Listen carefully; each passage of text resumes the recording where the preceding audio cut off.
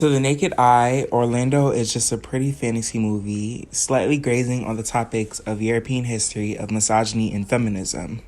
But if you look a bit deeper, you'll require a message even more fulfilling than its beauty. My personal favorite detail of the story was how freely Orlando expressed her gender. Even before she had switched genders or identified as a woman after the magical transformation, Orlando always appeared free and comfortable in her gender expression, the way she expressed both her femininity and masculinity at the same time. She didn't seem to conform as much as the other men to certain standards, especially with her given time period. Orlando also wasn't the stereotypical trans character. The film didn't glorify gender dysphoria or transphobia, which I appreciated because the entertainment industry has tendencies to frame minority trauma as psychological horror just for entertainment.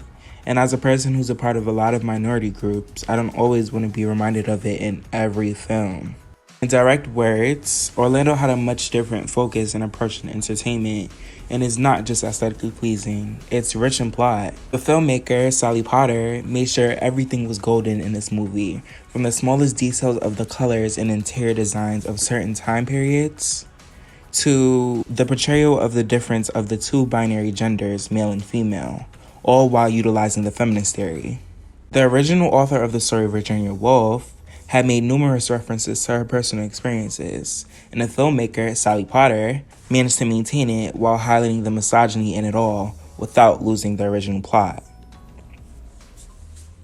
The story spans over about 400 years, from the 16th century to the 20th century. In the movie, Orlando is portrayed as visually androgynous. Although he identifies as a male at this early point of the movie and seems not to display any gender dysphoria of any type, as previously mentioned, at some point of time, a mysterious event occurs where Orlando's body quite literally and physically transformed them into the opposite sex, female.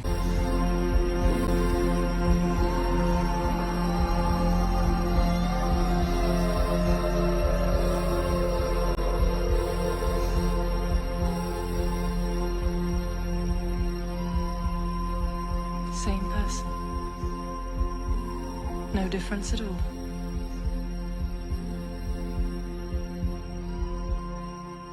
Just a different sex. Towards the end of the movie, she is portrayed as a woman who's now an adult and the owner of the property that Queen Elizabeth I in the 16th century had promised her. She then faces misogyny despite being a man previously. In both social settings and political settings, she had faced more difficulties for the simple fact of being a woman. It was made clear that her being a woman now had caused her to lose all the privilege she had before when she was a white man. And you know what the gag is? That same guy who told her she'd have everything taken from her offered it back, but for the expense of her marrying herself off to him. Now imagine how degraded she felt after that. All aspects considered, the message was made very clear, ultimately powerful, and overall advanced awareness of feminist theory, and in such an effective way at that. Hopefully there will be more politically charged movies like this, which don't glorify or weaponize trauma.